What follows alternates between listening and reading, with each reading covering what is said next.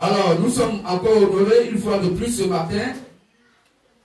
Nos frères et sœurs sont venus honorer le véritable Dieu, Seigneur Jésus-Christ.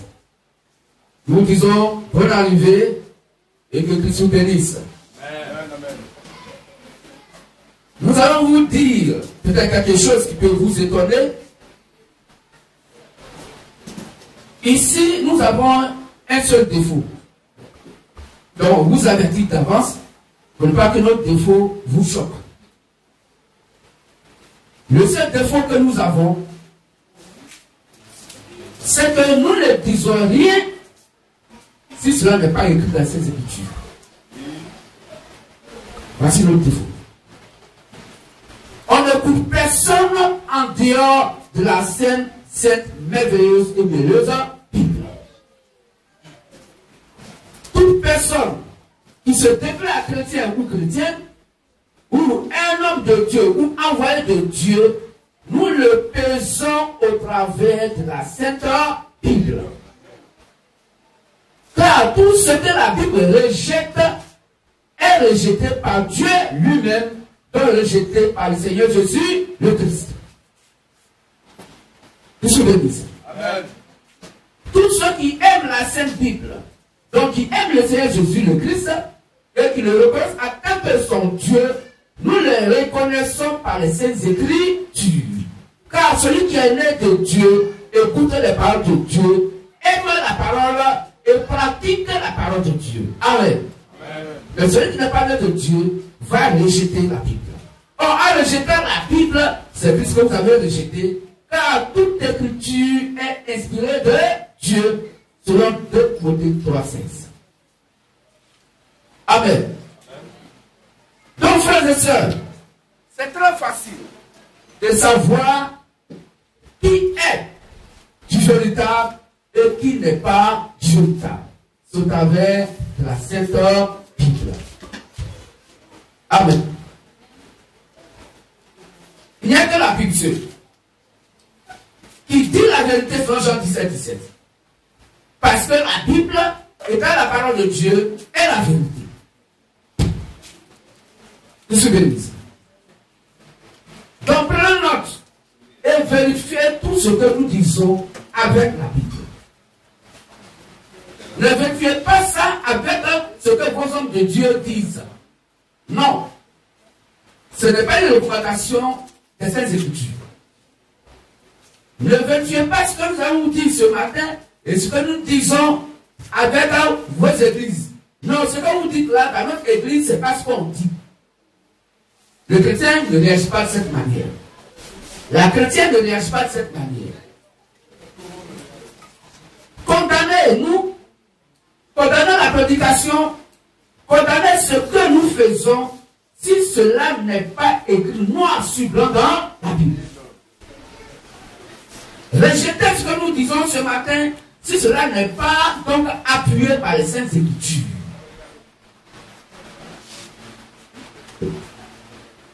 C'est comme ça le vrai chrétien, celui-là qui a l'esprit de Christ, réagit selon les Saintes Écritures. Est-ce qu'il y a des lecteurs, on peut dire quelques versets? Non, Acte 17, verset 11, on va lire. Voici le comportement du chrétien. Il n'avale pas tout ce qu'on lui prêche. Non, parce que cet homme de Dieu là, il est bien éloquent. Quand il prêche, moi je comprends bien. Le christianisme, c'est pas quand je comprends bien. Est-ce que ce qu'il t'a prêché est noir sur blanc dans la Bible? Voilà. C'est ça que tu appelles bien comprendre. Acte 17, le verset 11. Ces Juifs avaient des sentiments plus nobles que ceux... S'il te plaît, doucement. Ces Juifs avaient des sentiments plus nobles que ceux des Thessaloniciens. Donc ces Juifs avaient des sentiments plus nobles que ceux de Thessalonique. Ils reçurent la parole avec beaucoup d'empressement. Ils ont reçu la parole de Dieu avec beaucoup d'amour, beaucoup d'empressement. Et ils examinaient chaque jour les Écritures. Et ils examinaient chaque jour les Écritures. Pour voir si ce qu'on leur disait, si ce qu'on leur prêchait était exact. Était écrit noir sur blanc dans la Bible. Amen. Voici le comportement du chrétien dans l'adoration. Les gens, quand on leur présente les Saintes Écritures, disent non, ce que vous prêchez là, dans notre église, on ne prêche pas ça, donc vous mentez. Ce que tu prêches à notre homme de Dieu ne prêche pas ça, donc vous mentez. Ce que tu prêches à notre prophète ne dit pas ça, donc vous mentez. Ce que tu prêches là, dans notre église, notre femme de Dieu, prophétesse ne prêche pas ça, donc vous mentez. Ça, c'est un comportement des païens. Le chrétien, ce qu'on lui prêche, il faut qu'il soit sûr que c'est noir sur blanc dans la Bible. Ainsi, la Bible est la boussole du chrétien. La Bible est l'orientation du chrétien. N'oublions pas que la Bible dit qu'il n'y a qu'un seul chemin. Frères et sœurs, si tu n'es pas sur ce chemin, qui est Jacques 14:6, la vérité et la vie, alors, mon frère et ma sœur, tu es sur le chemin de Satan qui t'amène directement à l'enfer. Jean 14, verset 6. Oui. Jésus lui dit, je suis le chemin, la vérité et la vie. Nul ne vient au Père que par moi. Amen. Amen. Donc c'est clair. Satan dit il y a plusieurs chemins. Et Satan a fait plusieurs chemins. Satan a créé plusieurs paroles. Oh, il n'y a qu'une seule et unique parole. C'est quoi la parole du Christ? Il n'y a qu'un seul et unique Dieu véritable. Le Seigneur Jésus le Christ. Mais Satan a eu plusieurs dieux. Satan a créé plusieurs dieux sur la terre.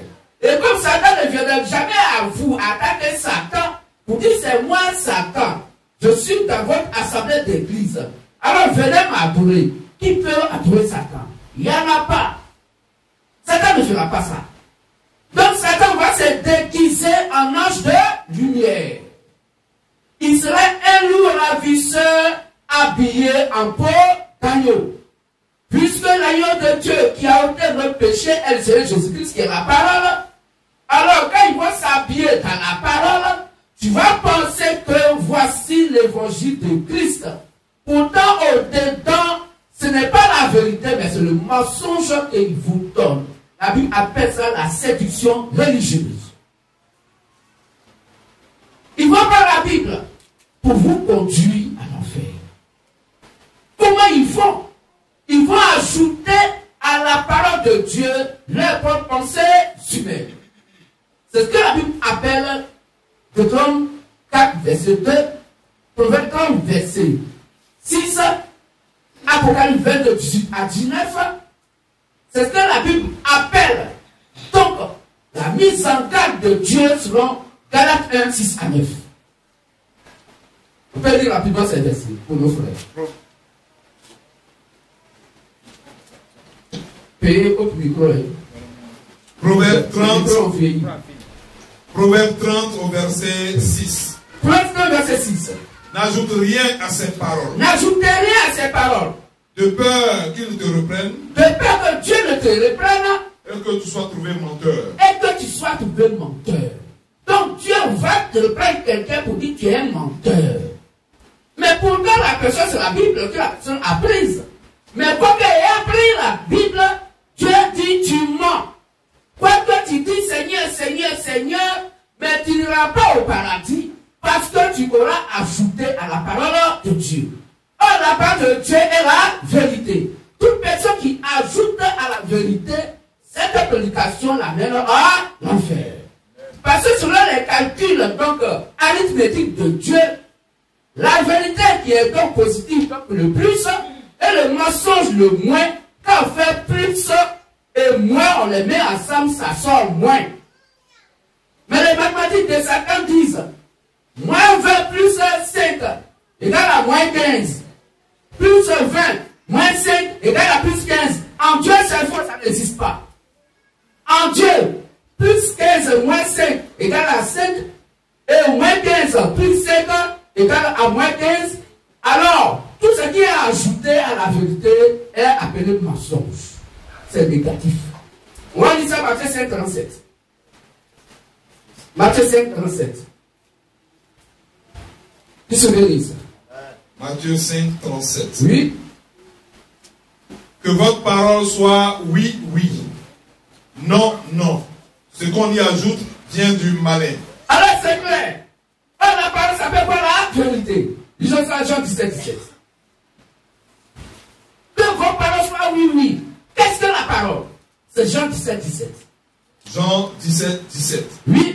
Sanctifie-les par ta vérité. Sanctifie-les par ta vérité. Ta parole est la vérité. Donc la parole est quoi la vérité? Donc que vos paroles soient oui, oui. Non et non. Ce qu'on ajoute au oui ou au non, ça vient du non, le malin. Est-ce qu'on comprend mieux? Donc si quelqu'un prend en tête un verset biblique qui tombe dans la vérité dans la Bible et qu'il ajoute la pensée humaine dessus, Dieu appelle ça négatif, le mensonge. C'est ce qu'il dit dans Proverbe 30, verset 6. N'ajoutez rien à ces paroles, car la parole de Dieu est par la vérité. Quand lui ajoute la pensée humaine, alors cela devient mensonge, la pensée de Satan, car Satan est menteur et le père du mensonge. Jean 8, 44, on peut lire ça.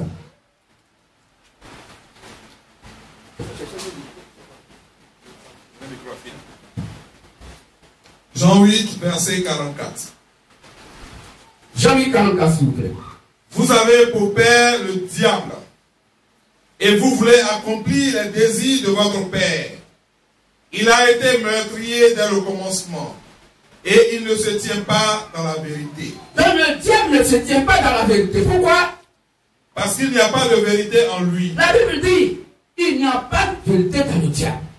Lorsqu'il profère le mensonge, Donc quand il parle du mensonge, il parle de son propre fond. il parle de son propre fond. Car il est menteur, il est menteur et le père du mensonge. Et le père du mensonge. Amen. Donc tout ce que Satan sait faire, c'est de mentir. Qu'est-ce que Dieu appelle le mensonge? C'est tout ce que l'on va prendre dans la Bible qui est la vérité et qu'on va ajouter la pensée humaine. Ça dit quelque chose qui n'est pas mentionné dans la Bible. Vous suis bénisse. Nous donnons donc un exemple. La Bible dit de Matthieu 28, à partir de verset 19 à 20, allez et prêchez la bonne nouvelle. Allez faire des nations des disciples. Baptisez-les au nom du Père, du Fils et du Saint-Esprit et enseignez-leur ce que je vous ai prescrit.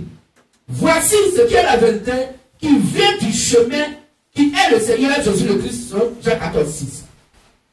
Donc la vérité qui vient de Dieu, c'est de pouvoir faire quoi? De baptiser, et après le baptême vient quoi? L'enseignement. Je suis béni. Mais quand nous scannons les hommes de Dieu, et donc les dogmes dans le monde entier, dans les lieux de prière, à besoin d'appeler les églises, on se rend compte que les hommes de Dieu, avant que quelqu'un ne se baptise, on va lui faire d'abord des cours de baptême qui n'est pas inscrit et recommandé par la Sainte Bible. C'est pas écrit. Que avant que quelqu'un se baptise, il faut qu'on l'enseigne d'abord avant de le baptiser. Or, la Bible dit il faut baptiser d'abord avant d'enseigner. Donc la vérité qui vient de Dieu, c'est que le baptême donc va se faire et après le baptême vient l'enseignement selon Matthieu 28, 19 à 20. Amen. Mais aujourd'hui, les hommes de Dieu disent, on va d'abord faire cours de base 6 mois, cours de baptême 3 mois, cours de 4 mois 5 ans, et après l'enseignement, on va maintenant te baptiser. Voilà comment cela est contraire. C'est la pensée humaine. C'est vrai, à vue d'œil humain, le raisonnement humain est bien logique. Parce que des gens disent, ben, le monsieur là, ou la femme là, c'est quelqu'un de mauvaise vie. On va lui apprendre d'abord la parole de Dieu, et quand vous les on sera convaincu que effectivement la personne a changé de mode de vie, et que la personne maintenant prend la vie donc de l'évangile, alors il va maintenant s'engager au baptême. À vue d'œil humain, les hommes veulent être Dieu. Oh Dieu, on ne l'aide pas. Personne ne peut l'aider. Pourquoi? Parce qu'aucun n'est juste, pas même ses cieux. Personne ne peut l'aider. Parce que sa propre main qui est sa parole lui vient en aide. Je suis béni ça. Il verse sa parole pour les éviter. Donc tout ce qu'on dit qui n'est pas la parole de Dieu, ou mélanger donc avec la parole de Dieu, Dieu rejette. Je suis béni. voici, en quelques mots, comment est-ce que des gens donc amènent les autres à l'enfer, toujours simplement parce que l'adoration qu'ils vont vous donner n'est pas la totalité de la vérité, mais on vous donne une partie de la vérité et le côté est complété par le mensonge. Mensonge pour dire ce qui n'est pas écrit ou reconnu par les Saintes Écritures. Mensonge pour dire ils vont ajouter la tradition des hommes dans l'adoration. Mensonge pour dire ils vont ajouter la philosophie des hommes. Parce que j'ai fréquenté, j'ai doctorat, j'ai tel diplôme, je comprends bien le français, alors je vais lire la Bible, je m'avais fait donc aller dans le corps de formation comme de Dieu, et comme je suis bien éloquent, et que j'ai bien appris à l'école, alors je peux mieux expliquer la Bible. C'est faux. C'est faux. Parce que la Bible ne s'exprime pas et ne s'explique pas par la pensée humaine, la pensée intellectuelle, non. La Bible s'explique elle-même de par elle-même. Voilà comment Dieu est lui-même son propre interprète. On peut lire ça, 2 Pierre 1, 20, 21. Dieu est lui-même son propre interprète. Toutefois que vous allez accepter la pensée humaine qui n'est pas également suivante à la Bible, l'adoration à laquelle vous êtes vous amène à l'enfer. On fait vite frère. 2 Pierre 20, verset 20, 2 Pierre 1, 20 à 21. Ok. Sachant tout d'abord vous-même qu'aucune prophétie de l'Écriture ne peut être un objet d'interprétation particulière. Car ce n'est pas par une volonté d'homme qu'une prophétie a jamais été apportée, mais c'est poussé par le Saint-Esprit que des hommes ont parlé de la part de Dieu. Amen. Donc voici que c'est clair. Dieu est lui-même son propre interprète. Donc Dieu s'exprime de par la parole écrite noir sur blanc dans la Bible, et la même parole va expliquer la parole de Christ. Dans la Bible s'explique elle-même de par elle-même. C'est ce que la Bible appelle la révélation de la parole de Dieu. Je suis béni. Amen. En exemple, nous allons prendre Apocalypse 17, 1 à 2, que nous allons lire. Nous allons prendre Zacharie 14, 7, que nous allons lire. Et si on avait le temps, on prendra aussi Matthieu verset 1 à 6 pour parler du milieu de la nuit. On cria, voici le pou, allez à sa rencontre. Mais toutes ces choses sont écrites en français pour nous qui comprenons le français. En anglais pour ceux qui comprennent l'anglais et beaucoup d'autres langues. Mais l'homme ne dira pas que parce que c'est écrit en français, je vais expliquer ça en français.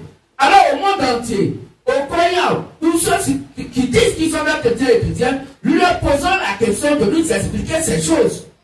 On lit rapidement s'il vous plaît. Apocalypse 17, verset 1 à 2. Ok. Puis, un des 7 anges qui tenait les 7 coupes vint.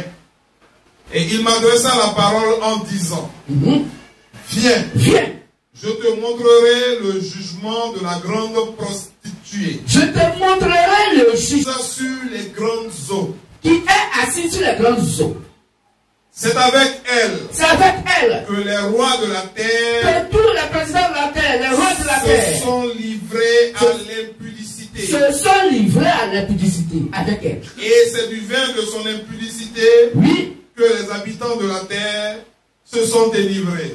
C'est de son vin de son impudicité que les habitants de la terre se sont livrés.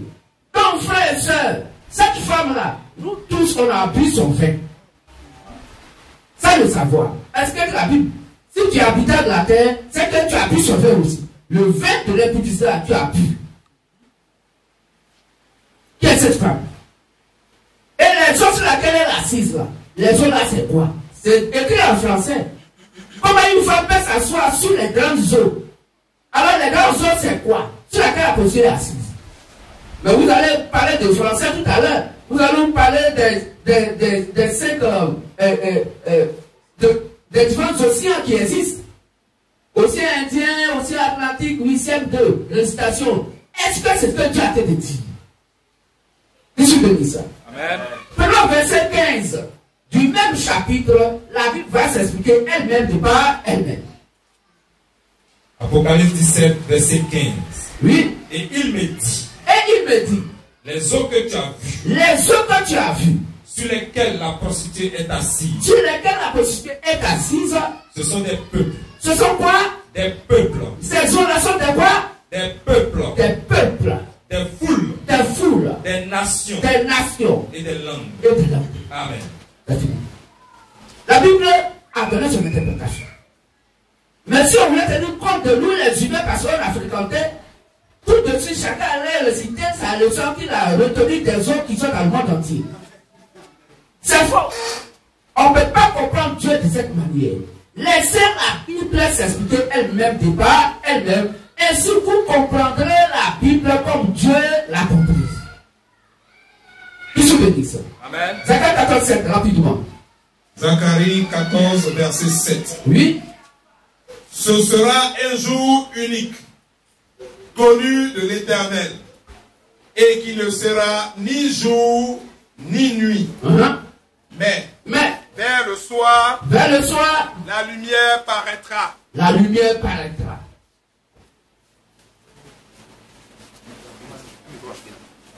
Qu'est-ce que je dis ça? Vers le soir, la lumière paraîtra. Un jour unique connu de l'Éternel Dieu.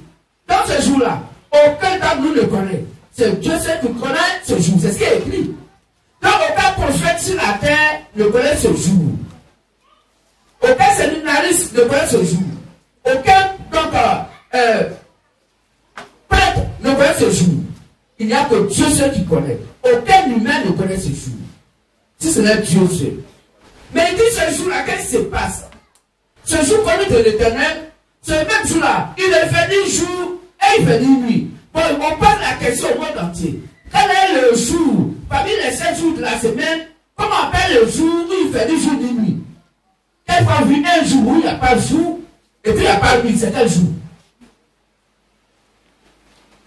C'est là que la littérature à la bouche fermée. Mais peut-être c'est écrit. Et il dit, vers le soir, la lumière paraîtra. Mais s'il n'y a pas jour, il n'y a pas nuit. Mais comment il y a un soir s'il n'y a pas un matin? Oh, s'il y a un matin, c'est qu'il fait jour. Mais il dit, il y a ni jour, ni nuit. Mais vers le soir, la lumière paraîtra. La théologie ne peut pas expliquer ça. Les séminaires d'interprètes ne peuvent pas expliquer ça. Les écoles pastorales ne peuvent pas expliquer ça. Il faut la Bible pour s'expliquer elle-même. Laissez la Bible s'ouvrir à vous en expliquant elle-même sa propre parole qu'elle est. Car celui que Dieu envoie doit dire les paroles de Dieu. Malheureusement, les hommes de Dieu d'aujourd'hui disent eux-mêmes leur propre parole. Il laisse la Bible de côté et chacun veut donc se faire voir. Ils parlent de leur propre fond.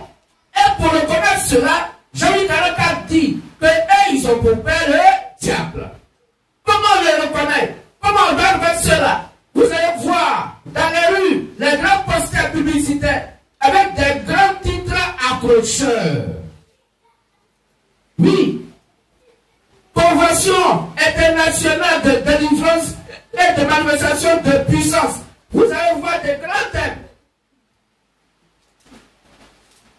Dieu t'a gagné aujourd'hui. Un grand thème. L'argent appartient à Dieu. Un grand thème. Mais quand vous allez voir tous ces grands thèmes selon eux, leurs photos sont en grand caractère. Monsieur sa photo, sa femme sa photo, et son fils trésorier de la convention sa photo. Dans tout ça là, vous n'allez pas voir le nom de Jésus-Christ. Si Jésus-Christ a eu un peu de place sur le poster publicitaire, son nom est abrégé à IC. Il n'y a pas assez de place pour Dieu. Voilà comment ils parlent de leur propre ce que dit Jean-Luc 44. Ils vont se présenter eux-mêmes au lieu de présenter la parole. Ils parlent de leur propre force. Que je veux dire.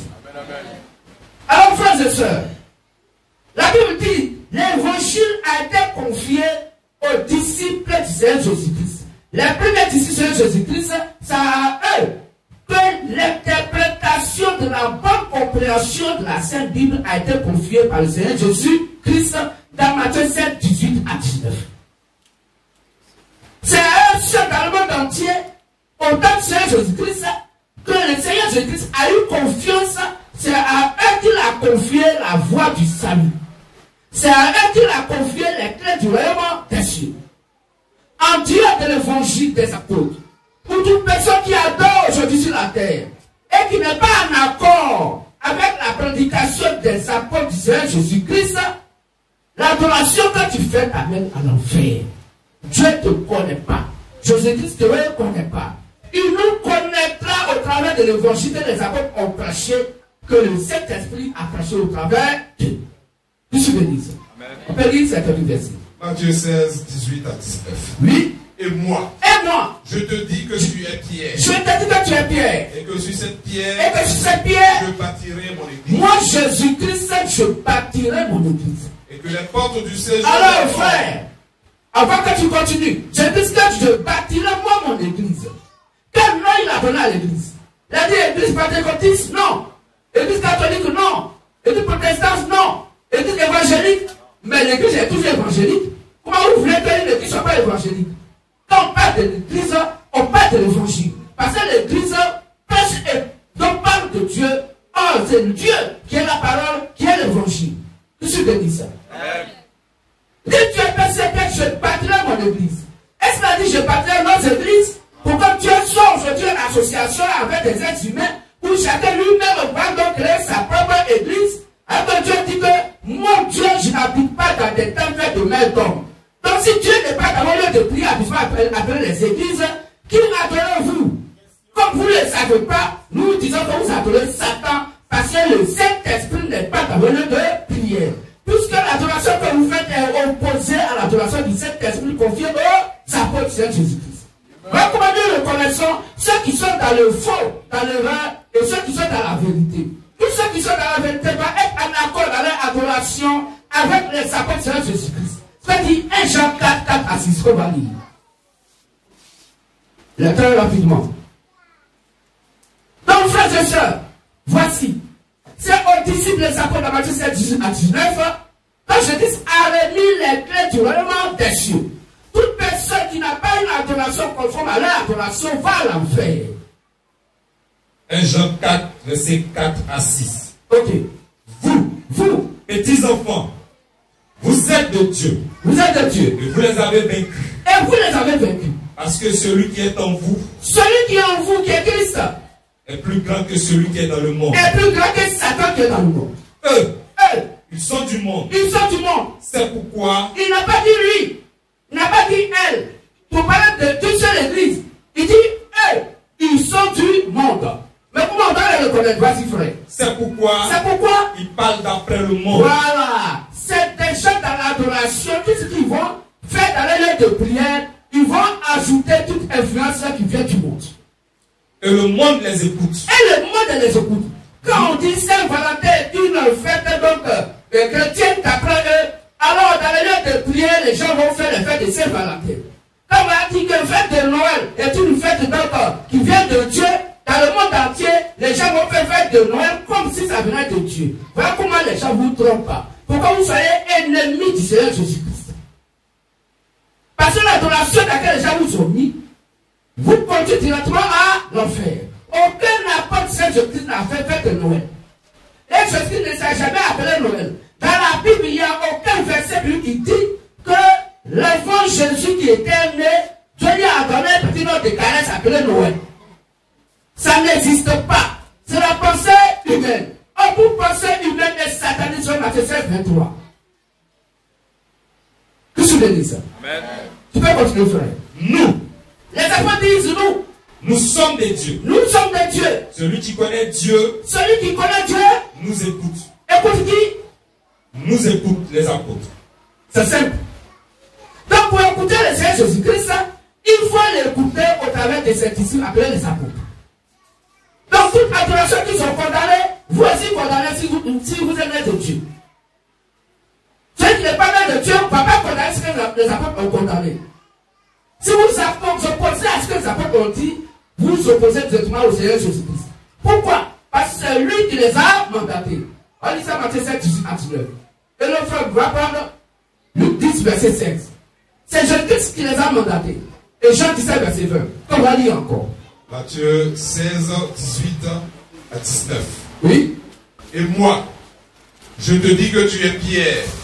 Et que sur cette pierre, je bâtirai mon église. Alors, je te dis que tu es Pierre. Et sur cette pierre, je bâtirai mon église. Continue, frère. Et que les portes du séjour des morts ne prévaudront point contre elle. Ok. Donc, voici, frère. Puisque l'église de Jésus-Christ est bâtie sur pierre, alors aujourd'hui, des hommes qui se nomment hommes de Dieu aujourd'hui ont commencé donc à dire que l'église catholique romaine, cette église, c'est Simon-Pierre qui l'a bâtie. Et que l'église Saint-Pierre de Rome et l'église de Matthieu 7 a dit que c'est faux. Pierre n'a jamais prêché à Rome. C'est Paul qui a prêché à Rome. Pierre, Simon-Pierre, était le prophète, le prédicateur de l'église de Jérusalem. Jérusalem, c'est pas Rome. Acte 8, verset 1 nous dit que l'église de Matthieu 7, 18 à 19, qui est née dans Acte 2, s'appelait l'église de Jérusalem. Dieu voudrait que toute assemblée d'église, où des hommes, des femmes se réunissent pour prier, porte le nom de la localité où les gens se retrouvent.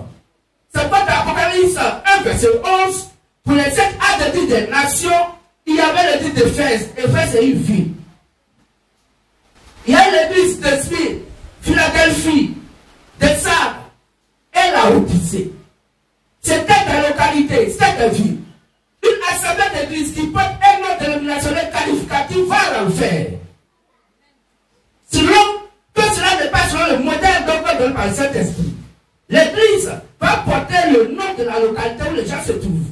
Donc quand les gens nous posent la question, vous êtes de quelle église? L'église c'est dire un verbe ou bien un nom. L'église c'est un nom. Comment tu peux dire à quelqu'un comment s'appelle ton église? Mon église s'appelle l'église. C'est pas un verbe, c'est un nom. Église, c'est une église, non quand même. Alors pour une question précise, je vais donner une précision, parce que quand tu dis d'une église, alors il faut donner une précision. Je dis, il faut donner la précision. Parce que la Bible, la précision va venir de la localité où les gens se rassemblent pour prier. C'est pourquoi nous appelons l'église de la Riviera Siat, Cocody. Parce que nous sommes à Cocody, mais il y a plusieurs quartiers, mais précisément la Riviera Siat. C'est ce que la Bible a recommandé.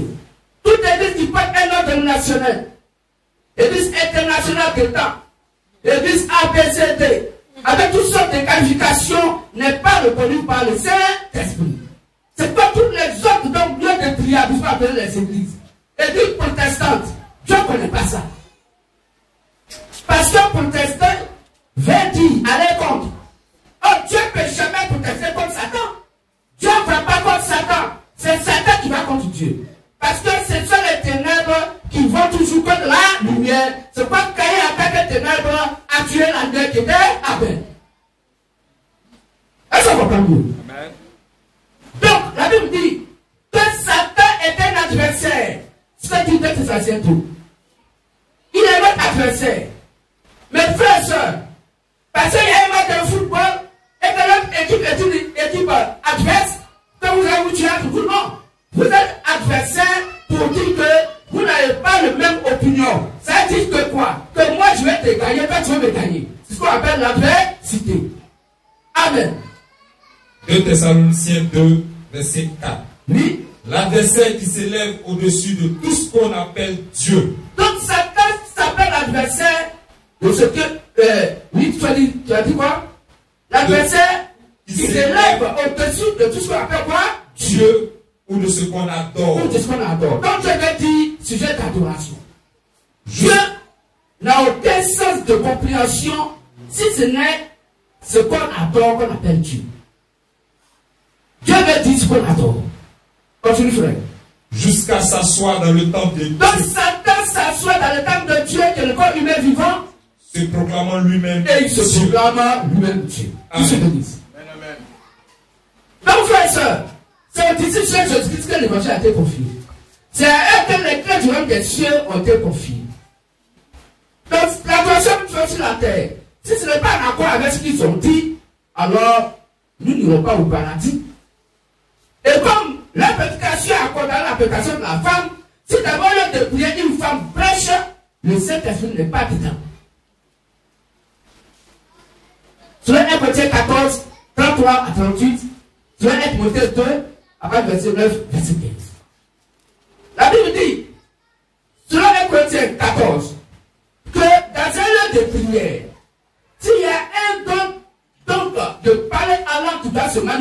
réunions de prière, il faut au maximum 3 personnes de plus. Et chacun doit donc parler à langue ou prophétiser à son tour.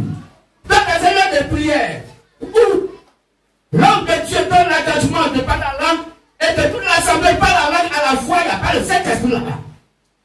Parce que cela n'est pas en accord avec ce qui est écrit noir sur blanc. On va lire ça. 1 Corinthiens 14, verset 27. En est-il qui parle la langue que 2 ou 3 au plus parlent? Donc s'il y a des gens qui parlent la langue dans cette assemblée, c'est une bonne chose. Mais Dieu dit, il faut qu'il y ait au plus 3. Chacun à son tour. Et chacun à son tour. Et que quelqu'un interprète. Et que quelqu'un interprète. S'il n'y a point d'interprète, s'il n'y a pas d'interprète, on se taise dans on a qu'à se taire dans l'assemblée. Et qu'on parle à soi-même. Et que chacun se parle à soi-même ou à son Dieu. Donc dans les deux de prière, où tout le monde parle la langue à la fois, le Saint-Esprit n'est pas là-bas, c'est le mensonge. Ils adorent Satan sans le savoir. C'est un manque, tout le monde a la Bible. Nous, on n'a pas écrit la Bible. On l'a trouvé sur la terre. Et c'est la même Bible qui est partout. Mais pourquoi les gens font ce qui est contraire aux Saintes Écritures? C'est tout juste pour amener les gens à l'enfer. Que tu bénisses. Amen. Tu peux encore continuer. Le verset. 1 Timothée 2. 1 Timothée 2. 1 Timothée 2. À partir du verset 9. Verset 9. Je veux aussi que les femmes, vêtues d'une manière décente, avec pudeur et modestie, oui, ne se parlent ni de tresses, ni de tresses, ni d'or, ni d'or, ni de perles, ni de perles, ni d'habits somptueux, ni d'habits somptueux. Mais qu'elles se parlent de bonnes œuvres, qu'elles se parlent de bonnes œuvres, comme il convient à des femmes qui font profession de servir Dieu. Ok. Que les femmes, oui, écoutent l'instruction en silence. Que les femmes écoutent la parole de Dieu en silence. Avec une entière soumission. Avec une entière soumission. Frères et sœurs, avant que tu continues, la femme dans l'assemblée va écouter la parole de Dieu avec une entière soumission. Dans le silence. Mais je vous pose la question. Quand une femme est à la chair et puis elle prêche la parole, alors que la Bible lui dit qu'elle va se taire dans l'assemblée, où est son silence quand elle prêche? Elle s'oppose au Saint-Écriture, donc au Saint-Esprit. La Bible l'appelle un antichrist. Car Christ est la parole, la Bible écrite sur la forme écriture. Toute personne qui s'oppose à ce qui est noir sur blanc dans la Bible s'appelle un antichrist. Ce n'est pas quelqu'un qui vient avec des cordes. Non, l'antichrist, c'est toute personne qui prêche en dehors de ce que la Bible a dit. Ou qui s'oppose à ce que la Bible a donné comme instruction. Continue, frère. Verset 12. Verset 12. Je ne permets pas à la femme d'enseigner. Dieu ne permet pas à la femme d'enseigner sa parole. Ni de prendre de l'autorité sur l'homme. Oui. Mais elle doit demeurer dans le silence. Voilà. Amen. Voilà que c'est clair. Elle doit demeurer dans le silence. Donc, toutes vos femmes de Dieu qui prêchent les dimanches ou les autres jours d'adoration vous conduisent directement à l'enfer. Est-ce que vous comprenez? Dans ta manière de prière, sur le livre de Hébreux 12, Hébreux 13, si ton homme de Dieu allait faire école pastorale, séminaire de prêtre, et qu'il quitte là-bas pour vous assurer la parole de Dieu, il vous conduit à l'enfer. Parce que c'est un maudit de Dieu. C'est ce qui est écrit dans la Bible. Il s'appelle la malédiction qui va vous distribuer la malédiction. Et d'ailleurs, Dieu ne regarde pas donc à votre croyance de manière individuelle qui va vous sauver. Vous dites non, si l'homme de Dieu là, de toute façon, le salut est personnel. Aucun verset ne dit que le salut est personnel. Frères et sœurs, si dans vos pensées, vous dites que le salut est personnel, alors vos âmes sont condamnées pour aller à l'enfer. Parce que la Bible dit que le salut est commun. Le salut n'a jamais été personnel. Ce n'est pas le gars qui vient de Dieu. Or, ce qui ne vient pas de Dieu vient de Satan. Que tu me dises. On va lire rapidement.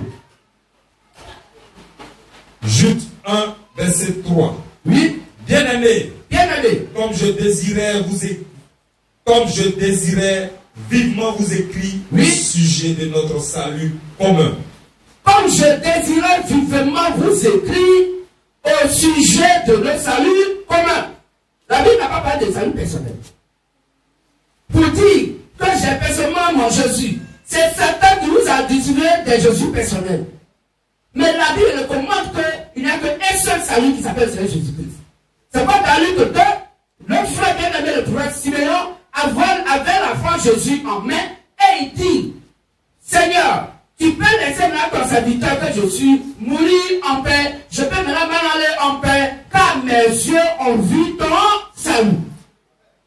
Il n'a pas dit mes yeux ont vu tes saluts. Non, il n'y avait qu'un seul qui était le salut. C'est pourquoi la Bible dit que le salut vient de Sion.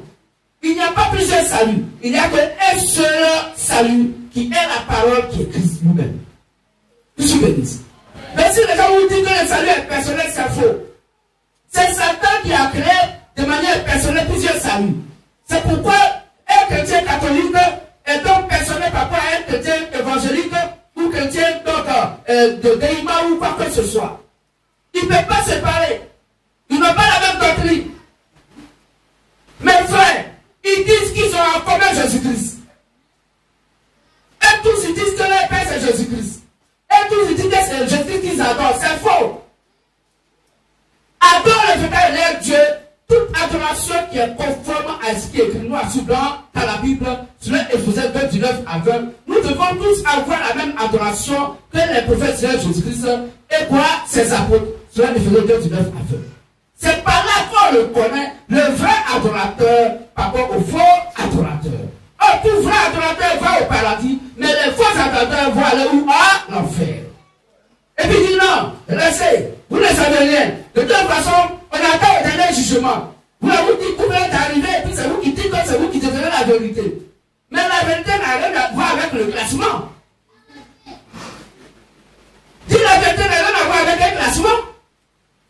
Mais si Dieu parle donc du dernier jugement, mais pourtant, le premier jugement, c'est où?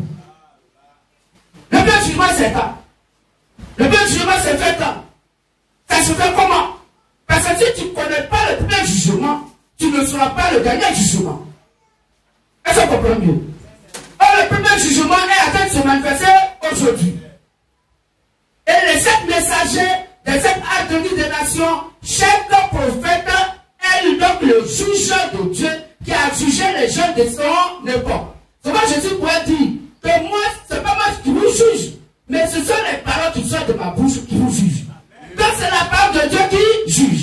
Donc ce matin, chacun et chacune, nous sommes assis sur le trône du premier jugement. Si le premier jugement t'a condamné par ton adoration, n'a rien à voir avec ce que les apôtres ont prêché, le dernier jugement va confirmer donc ta première condamnation. Parce que le dernier jugement ne peut pas vous dire autre chose. Le dernier jugement vient pour confirmer que le premier jugement t'a déjà condamné. Alors je viens pour te condamner.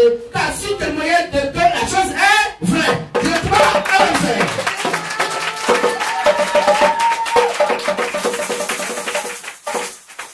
C'est ça, frères et sœurs.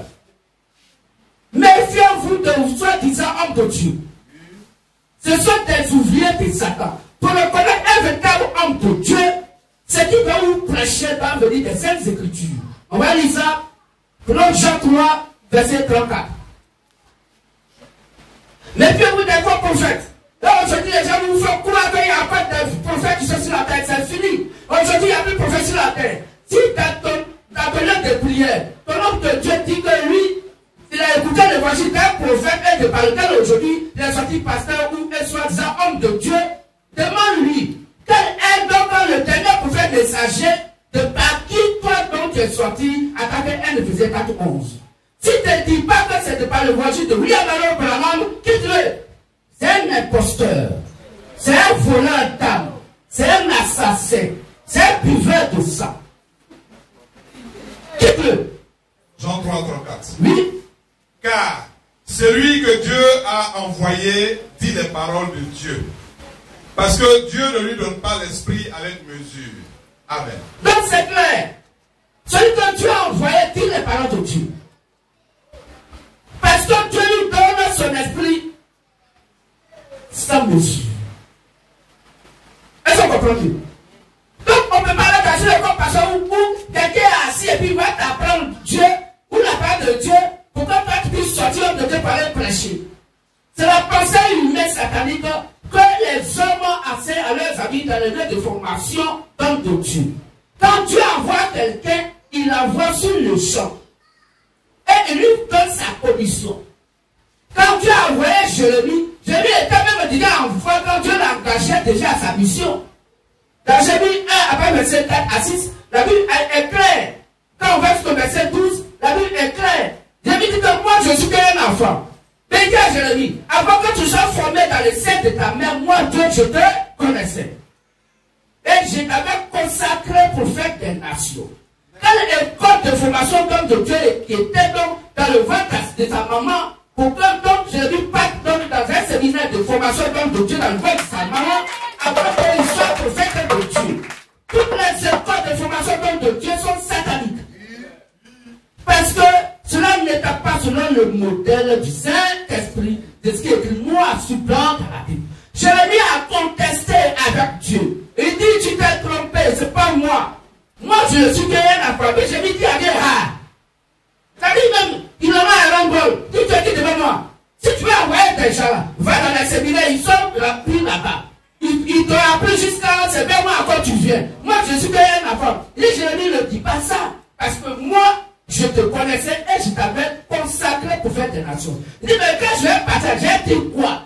Il dit, je mettrai mes paroles dans ta bouche. Et il avança sa main vers moi et il toucha mes lèvres. Et il dit, je t'envoie pour que tu puisses arracher, détruire, brûler et replanter. Détruire la fausse adoration dans le cœur des frères et sœurs et replanter la vraie adoration. Et c'est ce que nous sommes de faire aujourd'hui. Nous sommes en train de dire pour rétablir la vérité absolue. Jérémie 1 à partir du verset 4. La parole de l'Éternel me fut adressée en ces mots. Avant que je t'eusse formé dans le ventre de ta mère, je te connaissais. Et avant que tu fusses sorti de son sein, je t'avais consacré, je t'avais établi prophète des nations. Je répondis, ah Seigneur, voici, je ne sais point parler. Mais il dit, je n'ai pas fait quoi par cela. Car je suis un enfant. Je suis un enfant. Et l'Éternel me dit, et il dit, ne dis pas, ça. Je suis un enfant. Oui. Car tu iras vers tous ceux auprès de qui je t'enverrai. Il dit, tu iras vers tous ceux vers qui moi Dieu je t'enverrai. C'est quoi parce que tu l'as envoyé? Non. Et tu diras tout ce que je t'ordonnerai. Et c'est moi Dieu, je vais t'ordonner cela. Cela va venir de ton cœur et ta bouche va exprimer ce que je l'ai dit à ton cœur. Ne les crains point. Il dit, il ne faut pas craindre des écoles pastoral et des séminaires. Car je suis avec toi. Je suis avec toi. Pour te délivrer. Pour te délivrer. Dit l'Éternel. C'est simple. Puis l'Éternel étendit sa main. Il étendit sa main. Et toucha ma bouche. Et il toucha ma bouche. Et l'Éternel me dit. Et il me dit. Voici. Je mets mes paroles dans ta bouche. Je mets mes paroles dans ta bouche. Est-ce que c'est bouche de l'être humain? Et comme pasteur, c'est bouche de quelqu'un? Et comme de formation des prophètes de Dieu, c'est bouche de quelqu'un? Je mettrai mes paroles dans ta bouche. Alors si tu es destiné à pouvoir prêcher la parole de Dieu à tant qu'homme, si tu es un prophète né de la chose, Dieu mettra ta parole dans ta bouche. C'est pas un corps pastoral.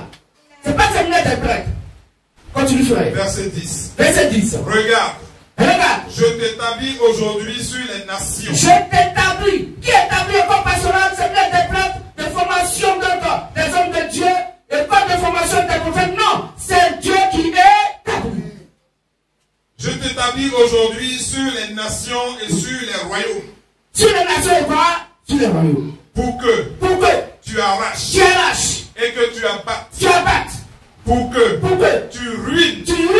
Et que tu détruises. Pour que tu bâtisses. Et que tu plantes. Amen. Amen. Voici, frères et sœurs, notre mission, ministère de la loi de Matthieu, verset 6. Raison pour laquelle les gens n'aiment pas ce ministère, c'est vrai. Parce que nous sommes venus pour détruire ce qu'ils ont bâti. La fausse adoration qu'ils ont mis dans vos cœurs, notre rôle c'est de détruire cette fausse adoration pour rebâtir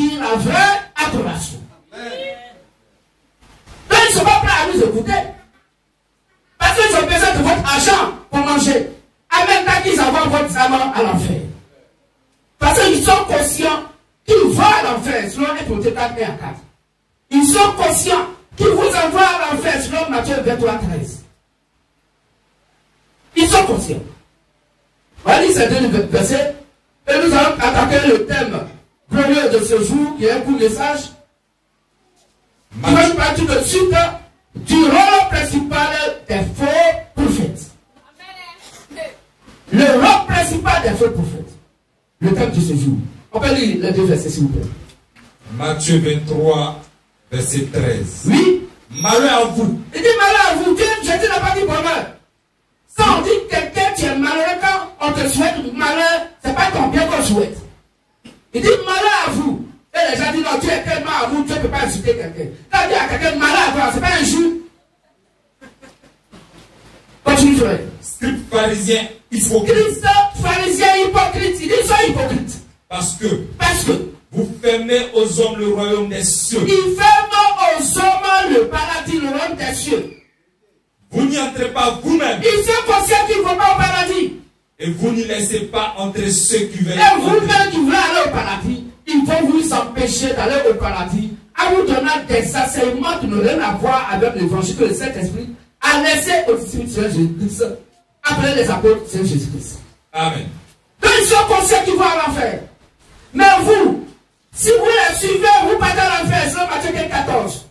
Car si deux amis se suivent, ils vont tomber tous deux dans le même trou. Ne pouvez pas vous tomber dans le même trou, la fausse adoration que revenez à la vraie adoration selon Acte 2, 38. On peut lire, frère, continue. 1 Timothée 4, verset 1 à 4. 1 Timothée 4, 1 à 4. Mais l'Esprit dit expressement Dieu qui explique sur chacun maintenant dit expressement que dans les derniers temps, où nous sommes aujourd'hui, quelques-uns abandonneront la foi. Il y a des gens qui vont abandonner la foi pour s'attacher à des esprits séducteurs. Et ils vont s'attacher à des esprits séducteurs. Et à des doctrines de démons. Et à des doctrines de démons. Dieu a bien dit que ce sont des démons. Par l'hypocrisie de faux docteurs. Donc ils sont hypocrites. Des fois, ils sont des faux docteurs. Ils vont copier ce que la Bible a dit et ils vont ajouter leur propre pensée. Portant la marque de la flétrissure dans leur propre conscience. Donc, dans leur propre conscience, ils portent la marque de la mort, la marque de l'enfer. Prescrivant de ne pas se marier. Ils vont dire que si quelqu'un veut adorer Dieu, il ne faut pas se marier. On se pose la question. Depuis qu'il y a eu des papes, comment s'appelle une fois la femme du pape? Elle voit papette. Et là, nous sommes dans tous les sérieux. Depuis que les évêques sont sur la terre, l'évêque catholique là, il s'est marié quand? Alors que la Bible dit que pour qu'il puisse postuler à la chaire de l'évêque, il faut qu'il soit marié d'une seule femme. Et il s'oppose au Saint-Esprit, serviteur de Satan. Parce qu'il s'oppose à ce que Dieu a dit. Et le prêtre catholique et d'autres prêtres qui disent que non, pour servir Dieu, nous on ne se marie pas. Bon, toi-même là, Dieu t'a fait ta soupir. Ta maman t'a fait ta soupir.